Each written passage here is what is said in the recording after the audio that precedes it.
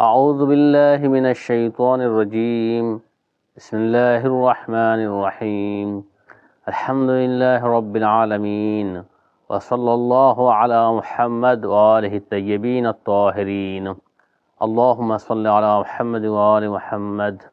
اللهم كن لوليك الحجة بن الحسن صلواتك عليه وعلى آبائه في هذه الساعات وفي كل الساعة وليا وحافظا وقائدا وناصرا ودليلا وعينا حتى تسكنه أرضك طوعا وتمتعه فيها طويلا برحمتك يا أرحم الراحمين.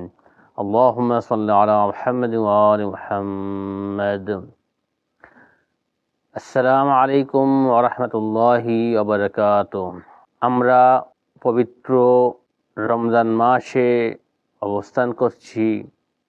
আলহামদুলিল্লাহ, খোদার শুকরিয়া জ্ঞাপন করি যে তিনি আমাদেরকে আর একবার এই রমজান মাসের ফজিলত, বরকত, মাগফিরাতের আমাদের নসিব করেছেন এবং আমরা এই রমজান মাসকে পেয়েছি।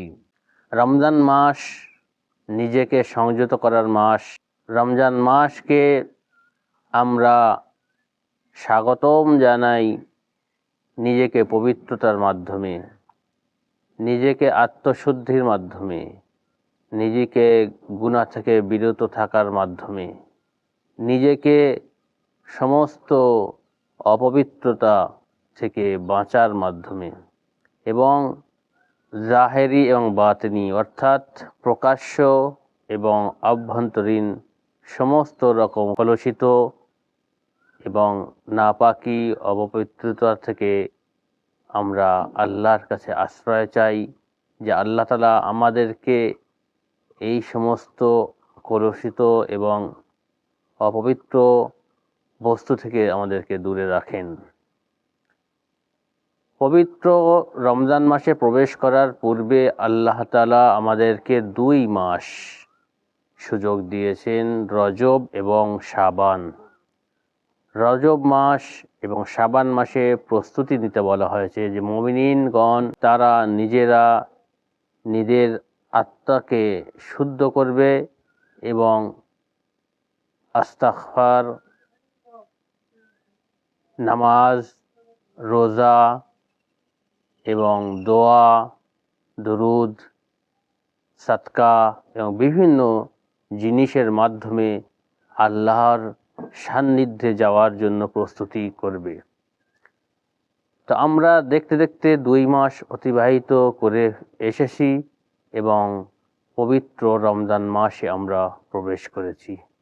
আল্লাহর শুকরিয়া জ্ঞাপন করি, আল্লাহকে অশেষ ধন্যবাদ জানাই যে তিনি আমাদের মতো এই নগণ্য ব্যক্তিকে মাহে রমজানে আমন্ত্রণ করেছেন এবং নিজের মেহমান বানিয়েছেন এবং আমাদেরকে সংযত করার আহ্বান জানিয়েছেন। এই মাসের ফজিলত অনেক।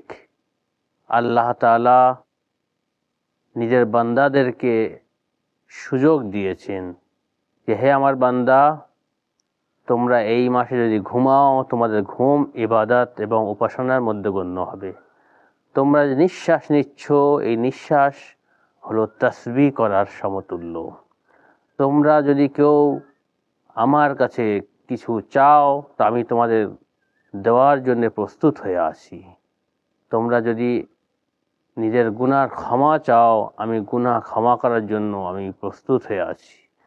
আমার আরশের, আকাশের এবং আরশে আলার দরজাকে খুলে দিয়ে দিয়েছি, উন্মুক্ত করে দিয়েছি। তোমাদের মধ্যে কেউ আছে যে নিজের গুনার ক্ষমা চাইবে? এসো ক্ষমা করে দেব।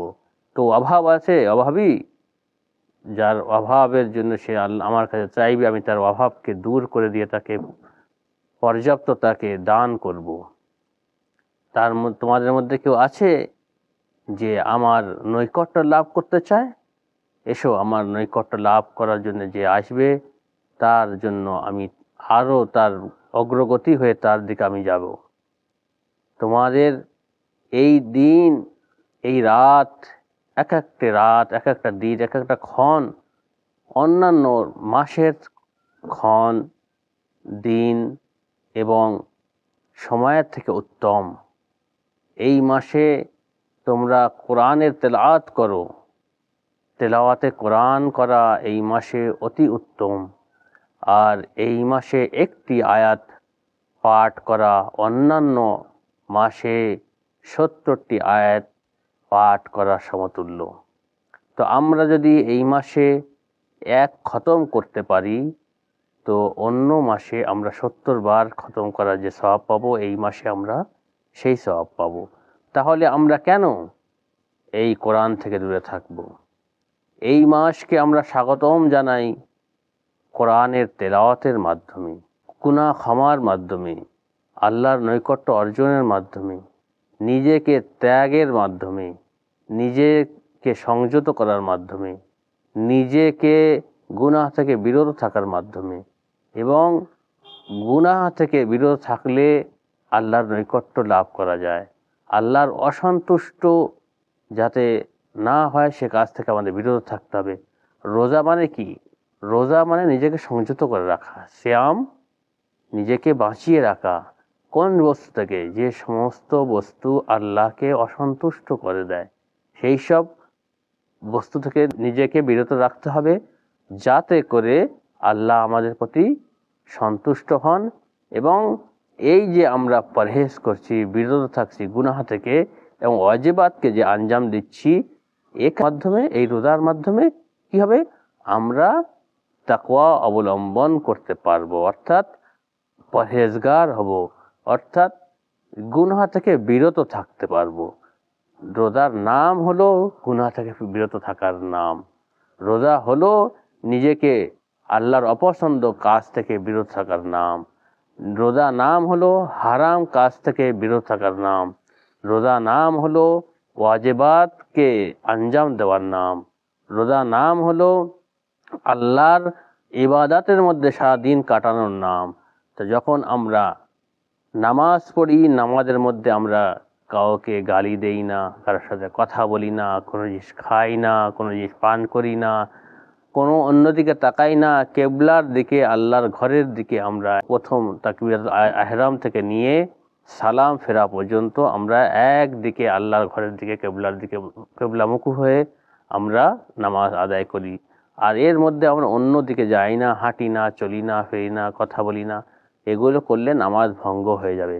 অনুরূপ যখন রোজা রাখবো, সেই ভোর থেকে নিয়ে ফজরের আযানের আগ থেকে নিয়ে মাগরিবের আযানের পর পর্যন্ত এর মধ্যে আমরা কিসে রয়েছি? আল্লাহর সান্নিধ্যে রয়েছি, আল্লাহর ইবাদতের মধ্যে রয়েছি। তাহলে এর মধ্যে আমরা এমন কোনো কাজ করব না যেটা আমাদেরকে রোজা ভঙ্গ করে দেবে, বা আল্লাহ সেই কাজ থেকে অসন্তুষ্ট হবে তেমন কাজ করব না। তো যখন আমরা এইভাবে নিজেকে সারাদিন বিরত রাখবো হারাম কাজ থেকে, আর সবসময় হাজির নাজির জানবো, আল্লাহর সান্নিধ্যে থাকবো, যে আল্লাহর ইবাদতের মধ্যে আছি, আর গালমন্দ করবো না, কাউকে অপবাদ দেব না, কাউকে মিথ্যা আরোপ করব না, কারোর গীবত ও পরনিন্দা করব না, মিথ্যা কথা বলবো না, এই সব থেকে নিজেকে দূরে রাখার নাম হলো রোজা। ইনশাআল্লাহ আমরা এই রমজান মাসে নিজেদের প্রতি, নিজেরা নিজের আত্মার সাথে আমরা কি করছি? প্রতিজ্ঞাবদ্ধ করছি যে আমরা, হে আল্লাহ, যতটা পারি গুনাহ থেকে আমরা বিরত থাকবো এবং গুনাহকে আমরা শূন্যর পর্যায়ে নিয়ে যাব, অর্থাৎ একটাও গুনাহ করব না। নিয়ে সেই পরিকল্পনায় আমরা এই মাহে রমজানে প্রবেশ করেছি। আল্লাহর কাছে এই দোয়া করি যে আল্লাহ, মুহাম্মদ এবং আলে মুহাম্মাদের সদকায় আমাদেরকে গুনাহ থেকে বিরত থাকার তৌফিক দান করুন। আসসালামু আলাইকুম ওয়া রাহমাতুল্লাহি ওয়া বারাকাতুহু।